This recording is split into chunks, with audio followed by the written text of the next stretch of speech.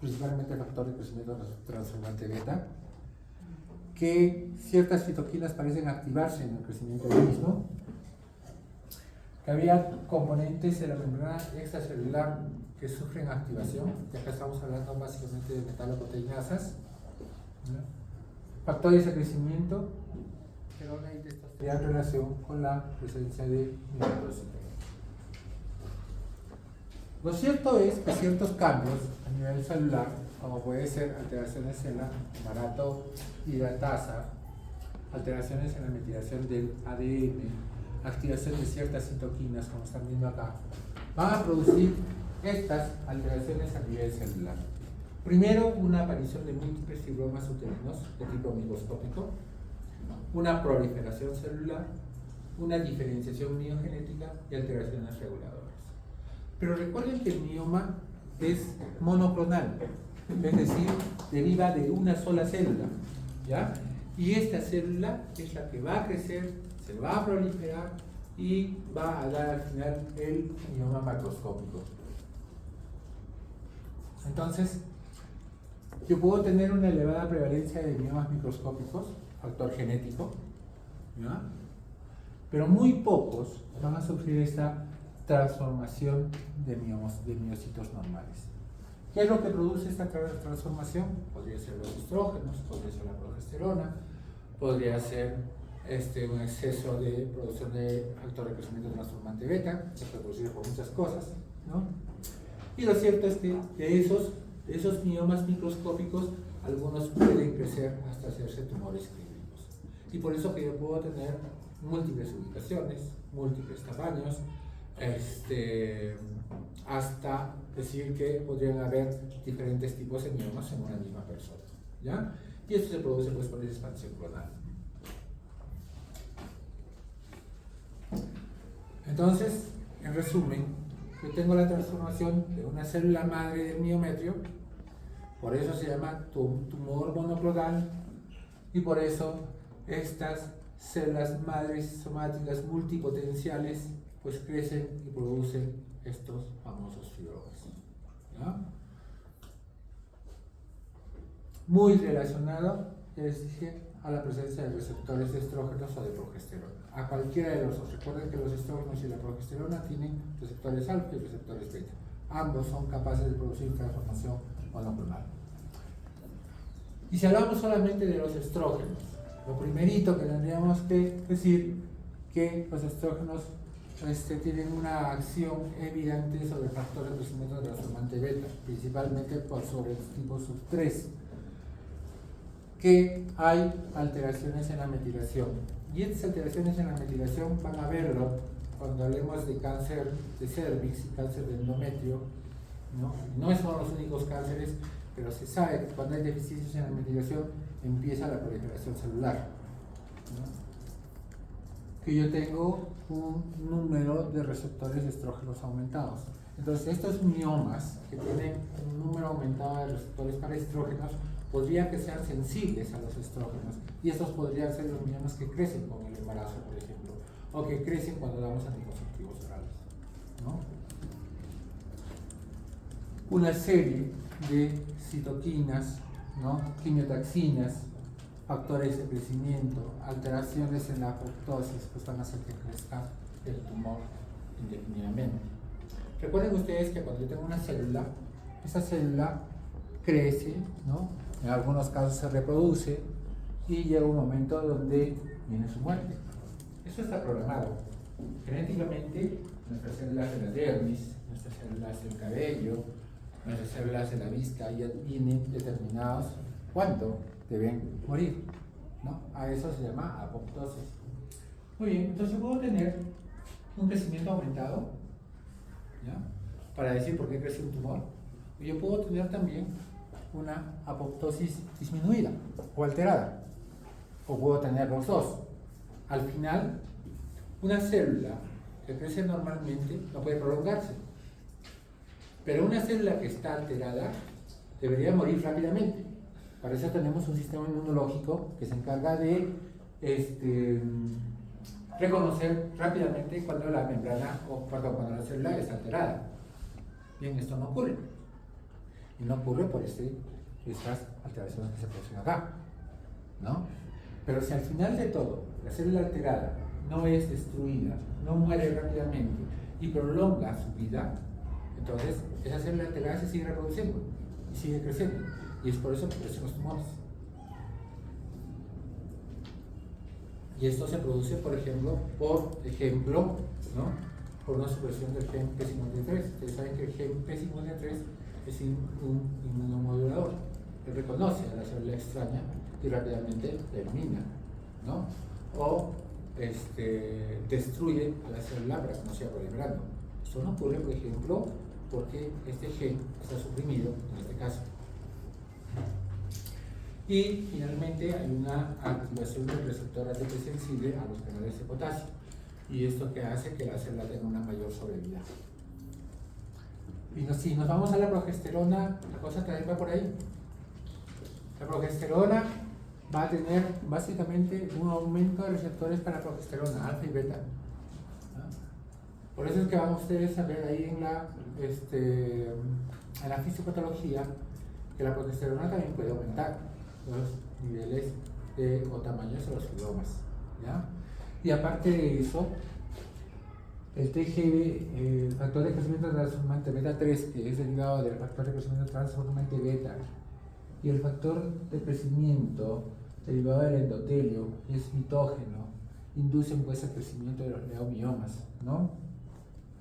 Y si nosotros recordamos que en la fase luteínica el índice mitótico de los miomas es más elevado, entonces podríamos comprender por qué estos miomas crecen más rápidamente, inclusive que los tumores que tienen solamente receptores estrógenos.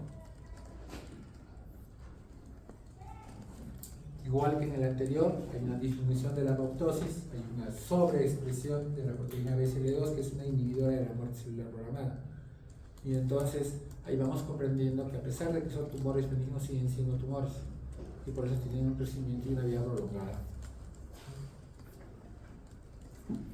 Y vean, yo les he puesto ahí otros factores que miren, están relacionados con el crecimiento de los miomas, y son muchas citoquinas, ¿no?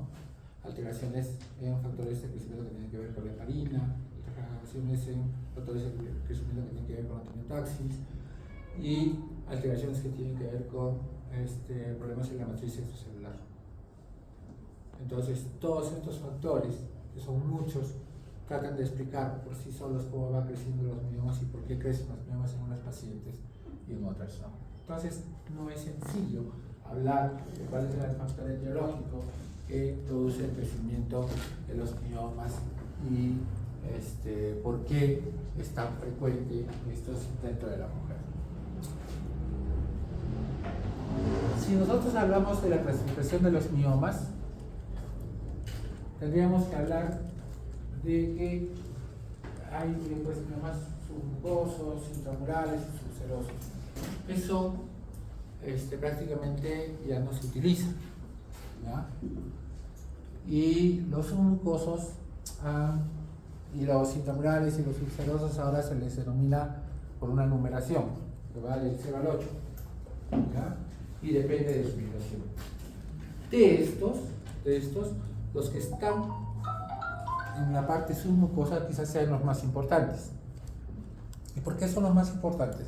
Porque estos son los que van a producir sangrado y estos son los que van a producir trastornos de fertilidad, ¿ya? Entonces, para los submucosos se ideó una clasificación especial que iba del 0 al 2. Y esa numeración la tomaba dependiendo de qué porción del mioma estaba hacia la cavidad uterina. Entonces había miomas que eran completamente submucosos y eso se llamaba 0, y había el 1 y el 2. Y el 1 y el 2 se diferenciaban porque el 1 tenía su mayor parte del mioma hacia la cavidad y el 2 tenía una menor parte. O si quieren, más del 50% dentro de la cavidad era denominado tipo 1, y cuando tenía menos del 50% era denominada tipo 2, ¿ya? Entonces la Sociedad Europea, ¿ya?, para la clasificación de los miomas tomó esta clasificación, que es la llamada clasificación de Wanstetter de 1993, y hizo una pequeña modificación para evaluar y tomar en cuenta. ¿Por qué es importante? Porque estos miomas tienen otro tipo de tratamiento quirúrgico con respecto al resto de los miomas. Generalmente estos miomas, dependiendo de su tamaño, son tratados por vía histeroscópica, ¿ya? Y son retiradas por vía de un histeroscopio. Nosotros no tenemos histeroscopio y nosotros los retiramos por el grado uterino, pero también tenemos los mismos principios, porque si el mioma es un tipo 1 o un tipo 2, tenemos que evaluar qué tan accesible es para poderlo retirar, ¿ya? No siempre se puede retirar. Y en esos casos, muchas veces vamos a una operación por vía abdominal para retirar el mioma submucoso, ¿ya? Entonces, no siempre los miomas submucosos son catalogados como para ser portadores de un tratamiento histeroscópico. Y acá se los muestro, ¿no? El mioma tipo 0, completamente en la cavidad uterina, ¿ya? El tipo 1, vean que más del 50% está hacia la cavidad uterina, ¿ya? O si quieren, a la visualización ecográfica o por histeroscopía, genera un ángulo agudo por la pared del útero o el endometrio, ¿ya? En cambio, el mioma tipo 2, en la mayor parte del mioma está dentro de la pared uterina, dentro del miometrio, y la porción que se presenta hacia la cavidad es mínima. Este mioma, por ejemplo, es muy difícil de sacar por un histeroscopio. Probablemente estos miomas tengan que ser abordados por vía abdominal. Y el ángulo que se produce ya no es un ángulo agudo, sino es un ángulo mayor de 90 grados. ¿Ya? Estas son las consideraciones que tomamos en cuenta para nosotros decidir qué tipo de operación es la más adecuada para cada uno de los miomas. Pero luego tienen al intramural y al subseroso, que son, como se les conocía anteriormente, y como ya les digo, ya olvídese de esa clasificación, ya casi nadie la utiliza, por lo menos ya no los especialistas. Entonces, si teníamos el 0, 1 y 2 para los miomas submucosos, los miomas 3, 4 y 5 van a ser catalogados como intramurales.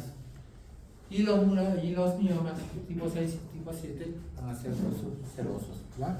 Y como es más fácil que yo les diga por un dibujo cuáles son esos miomas, pues nos vamos a saltar esta diapositiva para que ustedes puedan comprender. Y ahí lo tienen, ¿no? Entonces, si ven acá, 0, 1 y 2, miomas submucosos, 3, 4 y 5, intramurales. ¿Ya? ¿En qué se diferencia? El 4 tiene un pequeño bordecito con el peritoneo del útero y el 5 es un poquito más prominente. Pero ambos tienen menos del 50% de su superficie hacia la parte exterior del útero. En cambio, el 6 y el 7 son catalogados como subserosos. El 6 porque la mayor parte del mioma es subserosa y el 7 es totalmente subseroso, inclusive puede ser pediculado. Existen otros tipos de miomas como de localizaciones medias raras, ¿no? Como el mioma cervical, como el mioma del ligamento ancho, como el mioma parasitario, ¿no?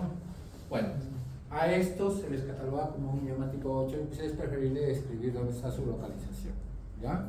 Son miomas que no se localizan en ninguna de estas partes del útero que les he mencionado. Entonces, es muy sencillo la clasificación actual. Solo recordar que 0, 1 y 2 son submucosos, 3, 4 y 5 son intramurales y 6 y 7 son subserosos, ¿no? El cuadro clínico, ya les dije que la principal causa por la que vienen las pacientes con miomatosis uterina es sangrado.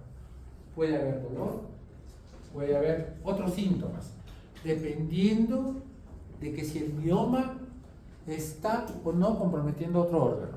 A veces los miomas son tan grandes que pueden comprimir la vejiga o pueden comprimir el recto.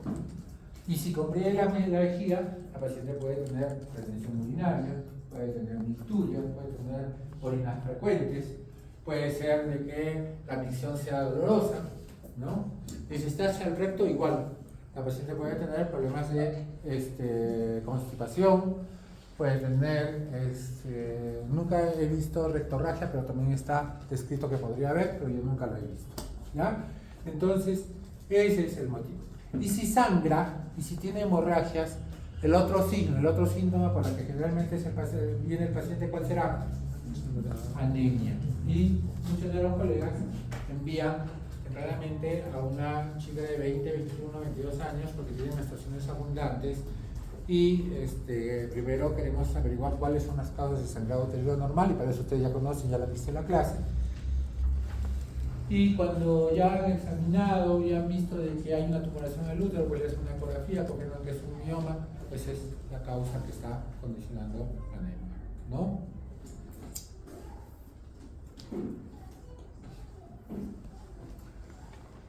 Degeneración de los miomas.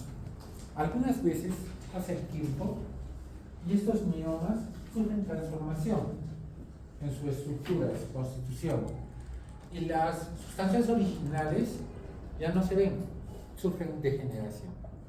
Una de las degeneraciones más frecuentes es la hialina, ¿ya? El tumor se vuelve blando, como una gelatina, ¿ya? Los bordes casi están respetados, pero llama mucho la atención que en vez de encontrar una tumoración dura, compacta, ¿no?, como es la del mioma uterino, encontramos este tipo de tejido. Y este es un tipo de degeneración. Y si nosotros seguimos dejando a la degeneración hialina seguir progresando, va a formar quistes, se va a volver más líquido, va a formar quistes en su interior, y a eso le llamamos una degeneración quística. Y así vamos teniendo una serie de alteraciones. La degeneración roja, ya se los mencioné, es la obstrucción del vaso, ¿no?, del vaso tuyo. Pero en realidad no es una obstrucción, no es que se produce una trombosis dentro del vaso. Lo que pasa es que, recuerden que los tumores, y esto va para todos los tumores, tienen sus propios tejidos angiogénicos. Ahí les mostré en una diapositiva anterior ciertos factores angiogénicos, ¿no?, como el factor de crecimiento derivado del tejido vascular, ¿no?, y bueno, ya me olvidé del otro, que producen crecimiento vascular, y eso ocurre con todos los tumores, ¿ya? O sea, no es que el tumor llega y agarra un vaso cualquiera natural y de ahí se alimenta, no. El tumor crece por estos factores angiogénicos. Estos factores angiogénicos le dan la vascularización a ese tumor. Pero llega un momento, sobre todo en el caso de los ulcerosos, que el mioma empieza a crecer un crecimiento rápido. Y ese crecimiento rápido es tan rápido, valga la redundancia, que el vaso no es capaz de nutrir a todo este mioma en su crecimiento. Entonces se queda sin aporte sanguíneo y por eso se necrosa, ¿ya? Pero en realidad no se necrosa de frente. Lo primero que hace es una degeneración roja. O sea, dentro de él forma una degeneración parecida a la hialina, pero de color rojo, parece que fuera sangre, ¿ya? Y luego se va a necrosar y se produce la necrosis del mioma. Y estos dos se producen un dolor agudo muy intenso. Es cuadro de abdomen agudo quirúrgico. Y lo que nosotros vemos es en el útero una tumoración oscura que pareciera un quiste, pero que está pegado al útero, ¿ya? Y entonces hay que operar a ese paciente, hay que sacar esa tumoración. ¿Y cuándo generalmente se presenta? Se presenta en el embarazo, ¿ya? Por eso lo que mencionaba su compañero. Pero también puede haber una degeneración grasa, no sabemos por qué se produce, simplemente aparece grasa dentro del tumor. Puede haber una degeneración mixoide o mucoide, puede calcificarse, ¿ya? Se cree que esto es un paso posterior a la degeneración quística. Ahorita yo tengo una paciente con una hiperplasia endometrial y un mioma calcificado, ¿no?, de casi 5 centímetros. La paciente la vamos a operar también, ¿no? O finalmente se puede infectar, que es otro tipo de degeneración. Y este ocurre principalmente en qué tipo de mioma. ¿Cuál de los tres miomas se puede infectar? Claro, los submucosos, ¿no? Porque es la cavidad uterina, o cuando es un mioma abortado, pues fácilmente puede adquirir un germen que se encuentra ahí en la cavidad, ¿no? Entonces, el diagnóstico se establece porque es un útero aumentado de consistencia, aumentado de tamaño, porque hay una tumoración que yo soy capaz de moverla, dependiente del útero, por la presencia de sangrado, por la presencia de dolor, todos ellos me van a dar el diagnóstico. En realidad, hacer el diagnóstico de miomatosis uterina no es difícil, es quizás uno de los diagnósticos más sencillos y en el cual yo debo tener en cuenta que principalmente se van a producir en la etapa reproductiva y que en la mayoría de casos va a haber un antecedente familiar o antecedente que a esa paciente ya le dijeron que era portadora de un mioma uterino. ¿Ya? El dolor a la palpación, ya les dije, es muy raro, no es muy frecuente. La mayoría de miomas que vamos a tocar no duele, no molesta, no es por eso que crecen. ¿Ya? Por eso que la paciente está viendo que su barriga está creciendo, pero no le preocupa para nada. ¿Que hay menstruaciones abundantes? Sí, va a haber menstruación abundante y va a haber menstruación infrecuente. ¿Ya? Primero dentro del periodo menstrual y luego fuera del periodo menstrual a medida que se vaya agravando, y eso obviamente va a condicionar la anemia. ¿Listo? El ultrasonido es el examen de elección, es el patrón de oro, es el que nos da el diagnóstico casi en forma definitiva. Mejor que este es la resonancia magnética nuclear, pero los costos entre los dos son evidentemente diferentes. Y no creo que sea necesario hacer una resonancia magnética nuclear para saber la ubicación, el número de miomas y las características del mismo. ¿Cuándo yo puedo hacer una resonancia magnética nuclear? Cuando yo, por ejemplo, necesito salvar el útero a una paciente, ¿ya? Y los exámenes todos me demuestran de que el útero ya no tiene nada de útero, que todo está lleno de miomas. Y entonces a esa paciente yo no le puedo ofrecer la posibilidad de salvarle el útero, porque cuando saque todos los miomas no le va a quedar nada, ¿no? Entonces ese podría ser un caso en el que yo podría pedir una resonancia para estar seguro de que sí hay un tejido sano. Otra posibilidad para pedir una resonancia es cuando yo sospeche que no estoy ante un fibroma, sino ante un sarcoma, ¿no?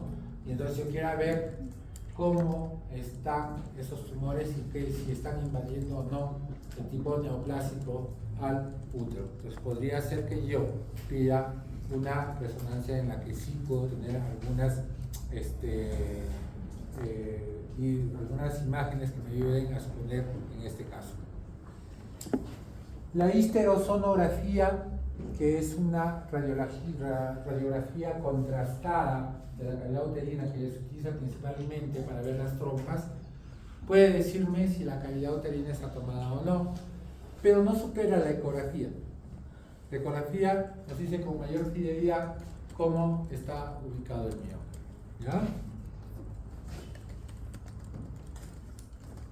La histeroscopía. La histeroscopía me va a servir cuando yo tengo una imagen pequeña que está dentro de la cavidad uterina.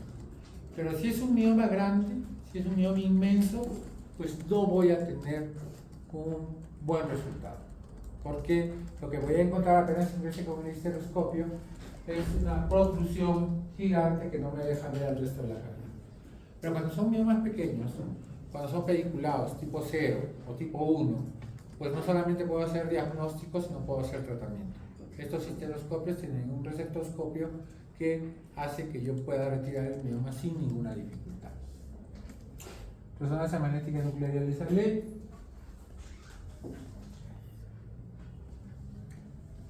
Implicaciones reproductivas de los miomas.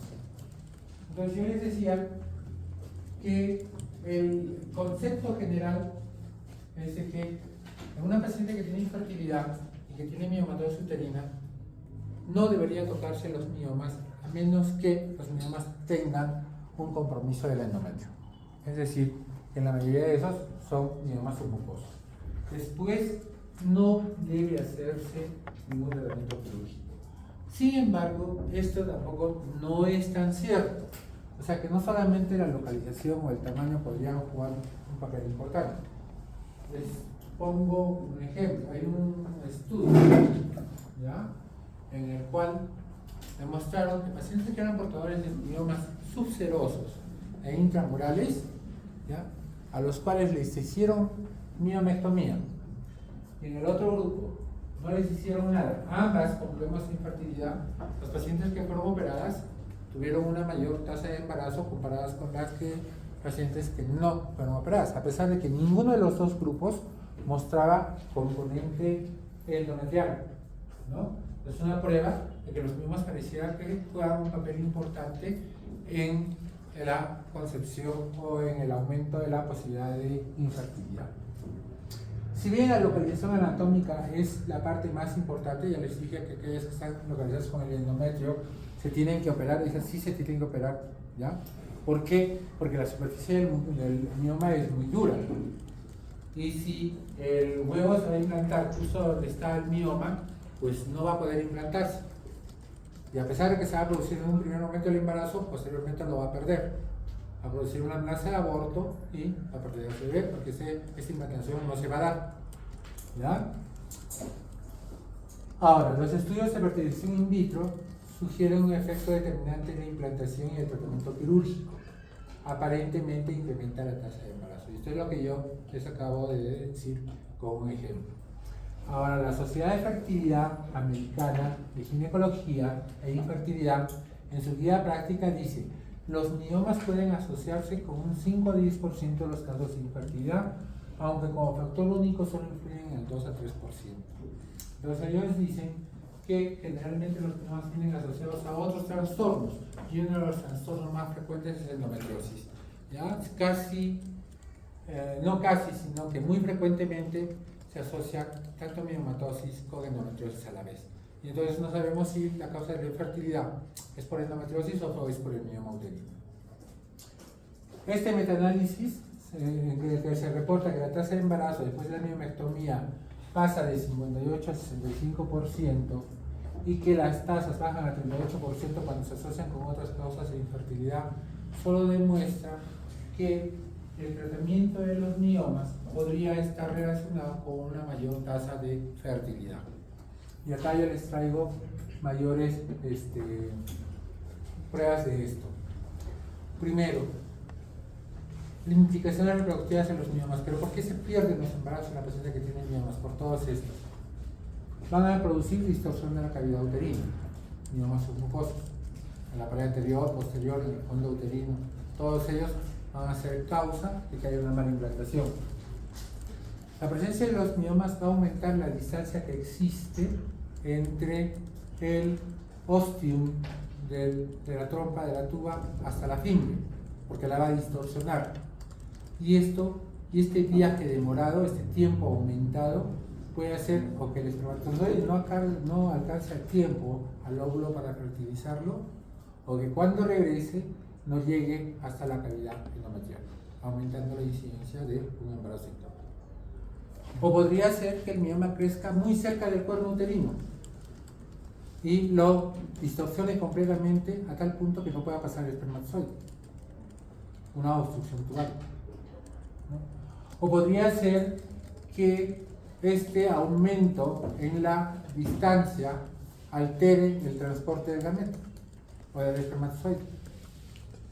O podría ser también que el aumento del tamaño y contorno del útero pueda alterar la implantación, y este es el mecanismo más importante.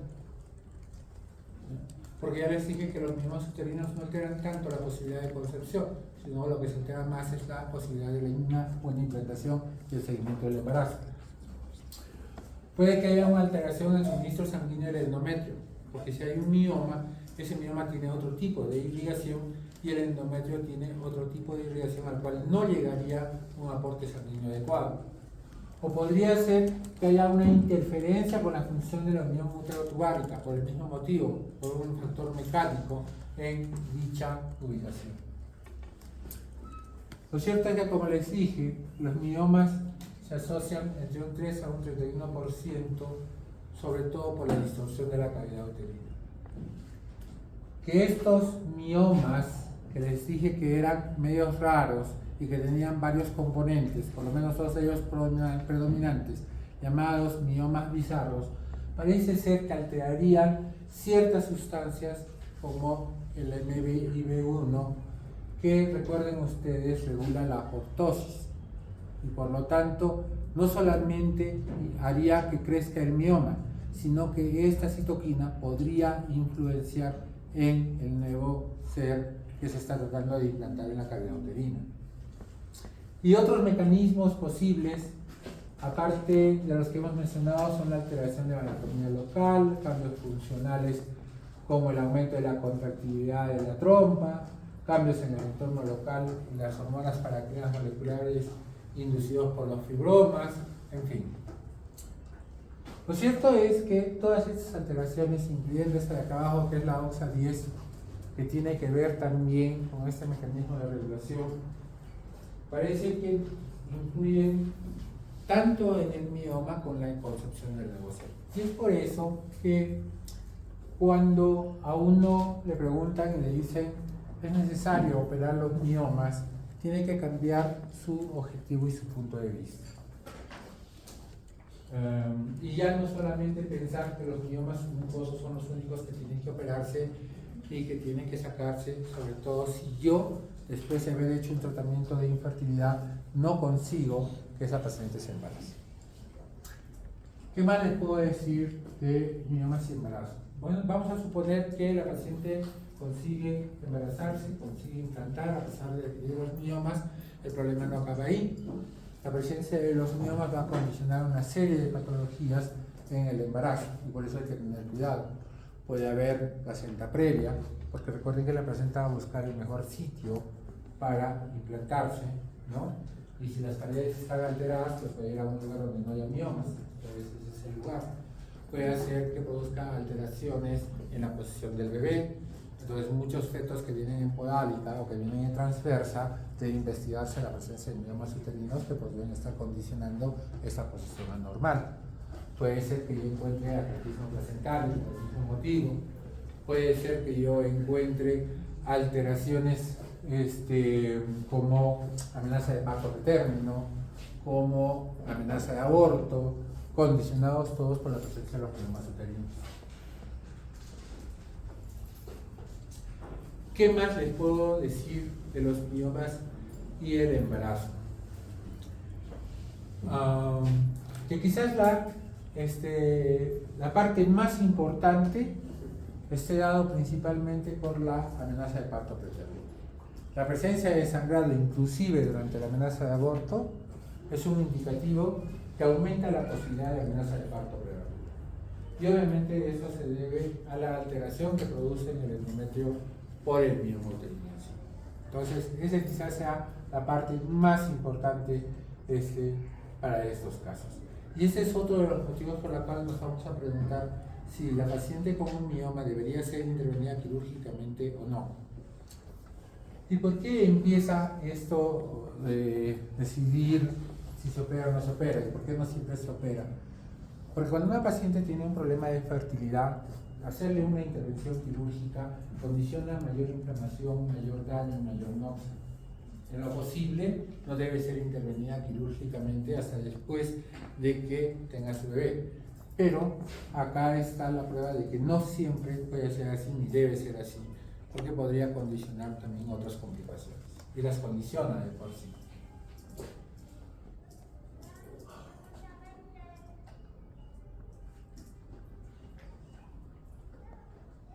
Este estudio es muy importante, vean, este autor chino, el doctor Li, reportó que la tasa de pérdidas del embarazo después de la miomectomía fue de 24%, porcentaje significativamente más bajo que antes de la miomectomía, que fue 60%. Pero este estudio es un estudio pequeño, realizado en un solo país. Este estudio debe repetirse en varios países para que tome validez. Pero no solamente eso encontró, vean acá, en ese mismo estudio, los miomas causaron, dice, 40% de pérdidas y de 17% en el primer y segundo trimestre, lo que disminuye considerablemente después de la miomectomía. Bien, este es otro punto que avala que los miomas sí podrían tener una indicación quirúrgica en pacientes con infertilidad. Y en reproducción asistida, recuerden que yo he ido a reproducción asistida, ya fertilización in vitro, inseminación, ICSI, lo que ustedes quieran, porque no puedo embarazar normalmente, ¿correcto? Ya tengo dificultades para poder embarazar. Oye, ¿qué se ha visto cuando hay miomas? Se ha visto que la tasa de abortos aumenta cuando una paciente tiene miomas uterinos. Eso está definido. Y vean acá, ¿no?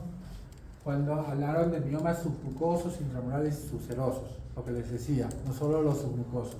Y vean que la tasa de aborto, la tasa de embarazo fue de 9, 16 y 77%, ¿no? Obviamente los submucosos tienen una menor tasa de embarazo, ¿no?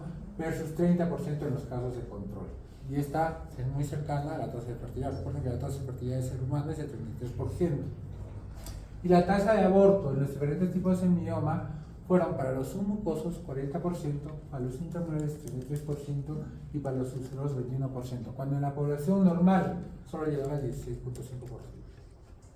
Otra prueba más de que los miomas sí parece que juegan un papel importante en la concepción y el seguimiento del embarazo.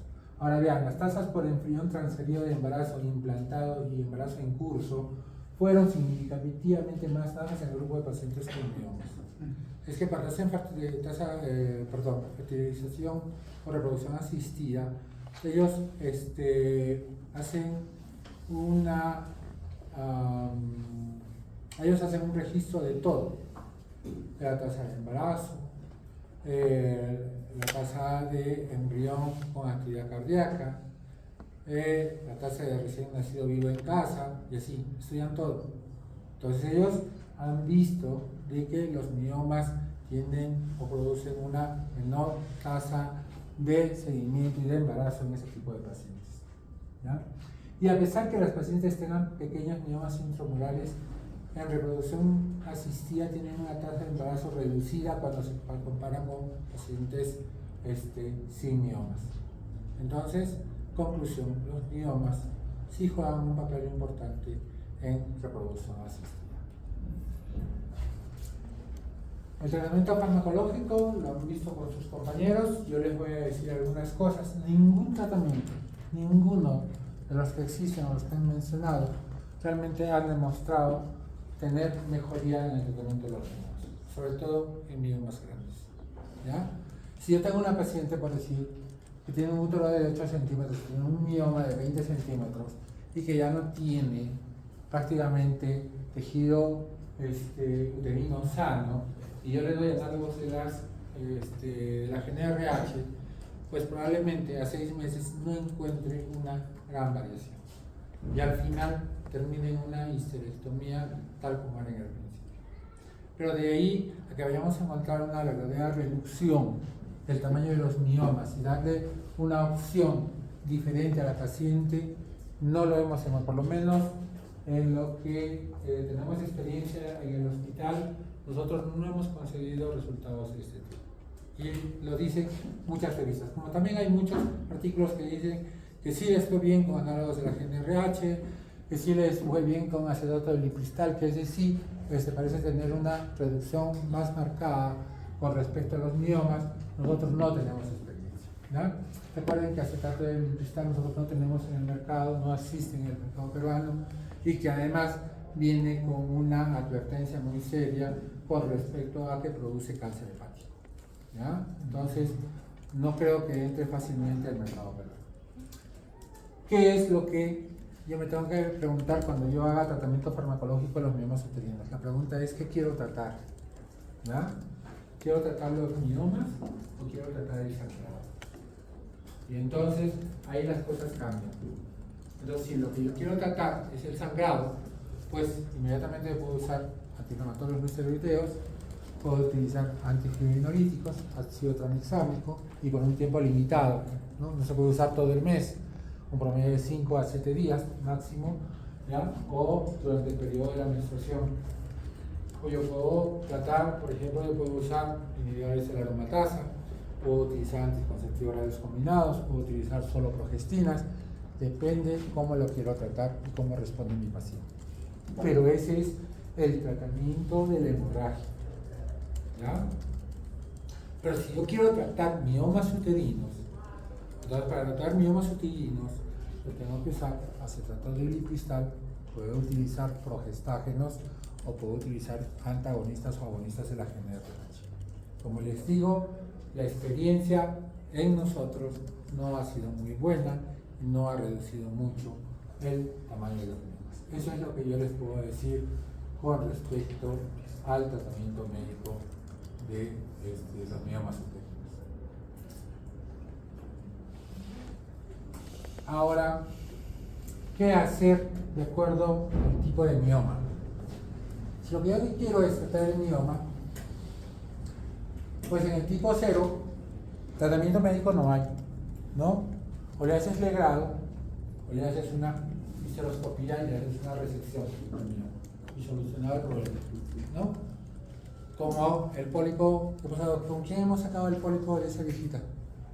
¿No? La hospitalizaron para un sangrado, ¿no? Y han visto cómo se sacó un mioma. Muy sencillo. No se necesita ni anestesia para sacar ese mioma, ¿no es cierto? En el tipo 1 y en el tipo 2, pues se puede utilizar acá el histeroscopio para el tipo 1, siempre y cuando tenga un ángulo agudo, o sea que le permita poder maniobrar con el receptoscopio. Pero en el tipo 2, casi siempre van a tener que ir a una una miomectomía por vía abdominal, ¿no? Se puede intentar dar acetato de leoprevide o ulicristal como tratamiento médico, a ver si reduce el tamaño de ese paciente. Recuerden que este mioma está relacionado con problemas de infertilidad. En el tipo 3 a 5, también, si quiero reducir el tamaño, puedo darle la GNRH, pero lo más probable es que esos pacientes terminen en una miomectomía abdominal, ¿ya? Ahora se hacen las miomectomías por laparoscopía, así es que es una buena opción. Si yo deseo preservar la fertilidad, o sea, los pacientes no quieren operarse, pero quieren ser mamás a posteriori. ¿Qué debo tener en cuenta? Que los miomas pueden crecer, que los miomas pueden aumentar en número, ¿no? Y el pronóstico a futuro va a ser mucho más difícil que el que es ahora. Sin embargo, en este tipo de pacientes, pues yo, mientras no tenga un mioma en la cavidad uterina que esté dando problemas, pues se puede utilizar anticonceptivos orales, puedo utilizar acetato de lipistal. En este caso, más bien no se recomienda utilizar antagonistas de la GNRH, porque esa paciente probablemente no se va a querer embarazar después de los 3 o 6 meses de tratamiento, ¿no? Entonces no vale la pena utilizar ese tipo de tratamiento. ¿Se debe hacer cirugía en esta paciente? Se recomienda no intervenir, si es que no hay sintomatología alguna, no hacer una cirugía hasta que la paciente decida buscar embarazo. ¿Para qué? Para evitar la opción de que cuando yo le saque los miomas, hasta que se decida tener un hijo, le van a crecer nuevamente los miomas. ¿Entienden? ¿No? Y eso ya se los expliqué en la primera parte, cómo se produce el crecimiento de los miomas, de microscópicos a macroscópicos, ¿no? Por ese motivo. Pero si la mujer está entrando a la menopausia y no quiere ir a cirugía, ¿qué puedo hacer? Depende. Si la mujer, por ejemplo, no tiene sintomatología alguna, pues no le doy ningún tratamiento.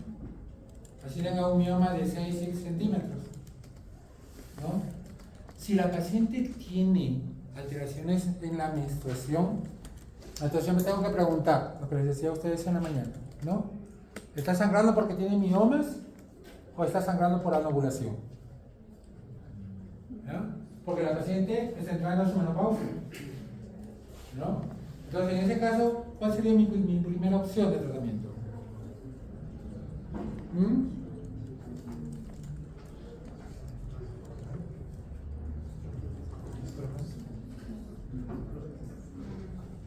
Anticonceptivos orales combinados o progestágenos puros.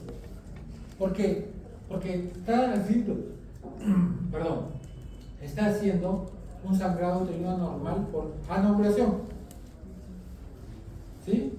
¿Y qué damos con la vía de anovulación? Anticonceptivos orales combinados.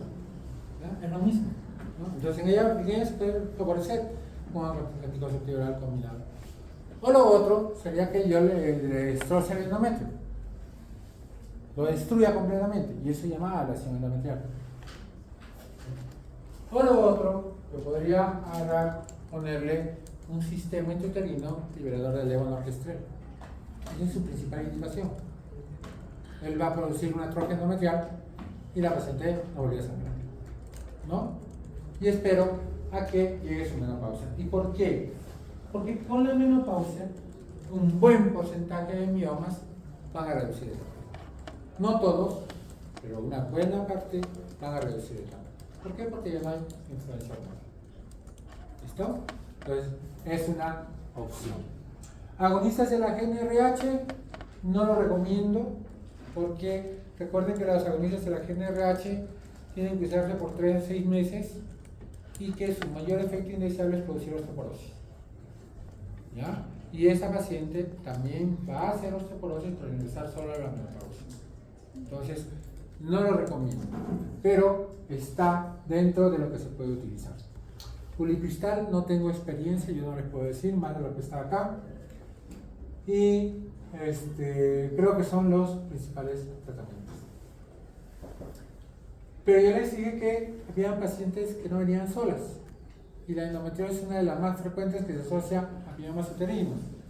En este caso, lo que uno tiene que ver es qué medicamento me va a ayudar en los dos y si mi paciente quiere o no quiere tener hijos. Si, por ejemplo, mi paciente ya no quiere tener hijos y tiene sangrado y tiene un problema de dolor crónico, esa paciente es candidata a histerectomía, ¿no? Pero si mi paciente quiere tener hijos, tiene dolor, tiene sangrado, pues esa paciente probablemente se vea favorecida con análogos de la GnRH. Porque el análogo de la GnRH no solamente va a impedir el sangrado, sino no va a haber formación de endometrio. Y por lo tanto voy a hacer tratamiento para endometriosis también. Entonces voy a mejorar ambos con un solo tratamiento. Entonces depende de qué patología se asocie con la endometriosis uterina. Y el tratamiento quirúrgico, bueno, el tratamiento quirúrgico puede ir desde lo más simple hasta la operación más grande. Entonces yo puedo sacar solamente los miomas, puedo sacar el útero, puedo hacer una especie de, ¿cómo les digo?, de cirugía, pero ya no invasiva, ¿no? Ya esto es lo que se llama rhabdomiolisis, ¿no? Que ahora está empezando a usarse. Todavía nosotros no tenemos experiencia, ni siquiera en la parte particular, pero básicamente es un tratamiento por radiofrecuencia que va a destruir los miomas. Hay muchas preguntas al respecto, si se saca todo el mioma o no por esos tratamientos, y si es que queda, o es un tipo canceroso, o es un sarcoma, qué es lo que pasa con las pacientes, qué pasa con ese tejido que se destruye, se regenera o no se regenera, es muy difícil, ¿ya? Lo cierto es que en el ánimo de no querer hacer una nueva intervención quirúrgica, esos tratamientos se han puesto de moda, ¿no? Dentro de los mejores que estamos utilizando a la fecha son las laparoscopías o las miometrías por laparoscopía. El problema es que cuando los miomas son grandes hay que hacer un proceso que se llama morcelación. ¿Y en qué consiste la morcelación? ¿Ustedes cocinan? Levanten la mano a ver quiénes cocinan acá. Mejor hubiera preguntado quiénes no cocinan. Bueno, ¿ustedes han pelado papas? ¿Han visto cómo pelar las papas? La morcelación es algo parecido. La morcelación es hacer pequeñas tiras continuas, ¿ya?, para sacarlas después en forma de tira por un agujero pequeño. Pero, ¿qué pasó? Que aumentó la incidencia por sarcoma. Muchos miomas fueron sarcomas y esas pacientes, el sarcoma es muy agresivo, ¿ya?, con un alto índice de mortalidad, y por eso dejaron de usarse. Entonces ahora lo que se hace es sacar el mioma, ¿no?, y ponerlo en una bolsa, y dentro de la bolsa hacer la morcelación. Esa es la alternativa que se da, pero aún así muchos todavía tienen miedo porque el hacer la miomectomía por vía laparoscópica no indica que no se pueden diseminar células cancerosas, aunque eso mismo pasaría para la operación abierta, ¿ya? La ablación endometrial, ya les sigue, consiste en la destrucción del endometrio. Se hace por histeroscopía y lo que se produce es calor en el interior del endometrio y se destruye. ¿Cuáles son los riesgos de esta técnica quirúrgica? Que si yo tengo una lesión cancerosa en el endometrio, podría ser que no sea destruida por esta ablación y ese crecimiento canceroso va a continuar. y cuando aparezca va a ser un cáncer endometrial avanzado. ¿Ya? Ese es el mayor riesgo que tiene la lesión endometrial. La embolización de las arterias uterinas. A pesar de que los que han expuesto han dicho que es tratamiento para infertilidad, eso no es cierto. La Sociedad Internacional de Infertilidad no recomienda la embolización de las arterias uterinas en pacientes que quieren tener hijos. ¿Por qué? Porque la distribución de tejido sano es amplia, ¿ya?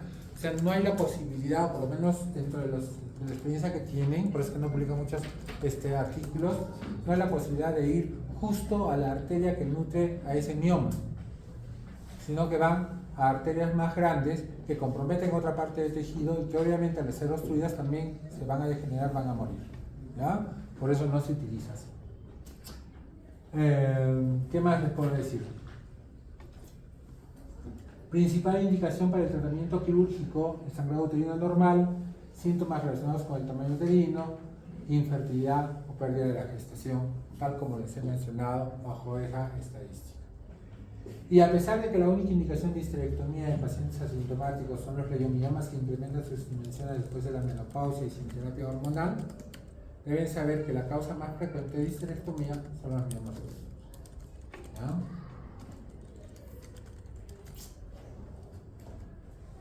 Y ahí tienen todos los tratamientos médicos para los miomas uterinos. Y recuerden siempre hacerse la pregunta: ¿qué quiero tratar? ¿Quiero tratar el sangrado? ¿Quiero tratar los miomas? ¿Ya?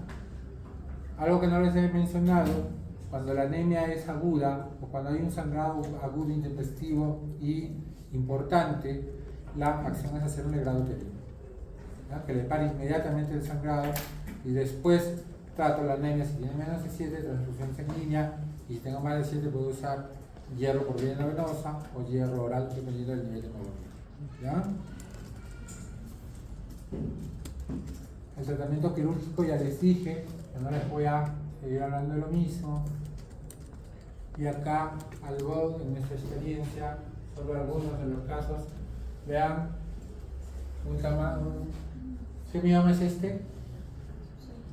7, ¿no es cierto? Acá está el útero y el mioma está totalmente en la parte posterior. Pero no es el único, tiene varios miomas. Vean este, ¿no? El mioma ha degenerado completamente el útero. En este caso ya no hay posibilidad alguna de salvar el útero. Miren, esto que están viendo acá es el cuellito del útero, ¿ya? Entonces todo el cuerpo está lleno de miomas y son miomas subserosos. Eso es una hemorragia severa. No es que sea solamente un mioma subseroso, sino que comprometía desde el endometrio al subseroso. Y esa es una de las cosas que no les dije en la clasificación. Los miomas, cuando comprometen varias partes, se le cataloga por 2 números seguidos en un guión, de un extremo al otro, ¿no? Si este era un 1, vamos a suponer, pues se le pone 1 guión hasta donde va, hasta el 7, 1 guión 7, es para describir miomas mixtos, ¿no? Vean, este es un mioma abortado. Este mioma empezó en el útero, en el cuerpo uterino. Fue creciendo, fue elongando y se salió por el cuello. Y provoca sangrado, y bastante sangrado. Y es el que se infecta. Entonces, este mioma le hicieron una una histerectomía, pero el tratamiento correcto de este mioma es hacer una miomectomía. Ya les he enseñado cómo. Se puede poner un nudo hasta el fondo, o se puede torcer esto hasta sacarlo, y una vez que lo sacas le haces un legrado uterino para inhibir el sangrado, le pones oxitocina y solucionar el problema sin necesidad de sacarle el útero, ¿ya? Bueno, vean ¿no? Evidente, vean, este mioma es diferente al que hemos visto, ¿no? A pesar que es completamente irregular, es blanquecino, lleno de vasos, ¿no? Es diferente. Es una miomectomía. Y vean este tiene un aspecto cerebroide. A veces nos hace dar miedo, porque puede ser un sarcoma. Entonces, vean múltiples imágenes de una misma patología. Y quizás sea hasta la fecha mi caso más representativo, este fue el mío, yo la operé, vean, parecía una gestación a término, ¿verdad? Hace hoy día más. Bueno, esta paciente vino ya, no con el deseo, sino resignada, perdía el útero, no tenía hijos, ¿ya? Y yo cuando la examino, me dio la impresión de que el mioma se movía solo y no se movía el útero. ¿Y eso en qué nos hace pensar? ¿En qué? Hable, sin miedo. ¿Qué? Embarazo. ¿Un qué? Claro. Hacía pensar que podría ser un mioma subseroso, ¿no? Por eso que se movía solo el mioma y el útero no. Bien, efectivamente así fue. Y yo me arriesgué y le hice una incisión Farnstein, porque si le hubiera hecho una mediana, pues era una chica bien simpática. Entonces imagínense, con su tremenda incisión, pues no puede ir ni a la playa, ¿no? Pero bueno, para sacar ese mioma, le hubiera tenido que hacer una incisión hasta el apéndice cigoides. Entonces corrimos el riesgo y efectivamente encontramos un mioma pediculado, un tipo 7 pediculado. Ligamos el pedículo y ahora, una vez que ligamos, estaba solucionado el problema del mioma. Ahora, ¿cómo sacábamos el mioma por esa incisión? Pues no nos quedó otra, yo se lo mencioné a mis alumnos también, hicimos chicharrón, ¿no? Cortamos la carne en pedacitos y vean, hasta que sacamos el total del útero y tuvimos pues un lavador ahí del mioma uterino, ¿no? Entonces espero que hayan aprendido, que les haya gustado, que creo que esta clase es fácil, ¿verdad? ¿Alguna pregunta? Muy bien, jóvenes, ¿hay preguntas? Tenemos que tirarnos.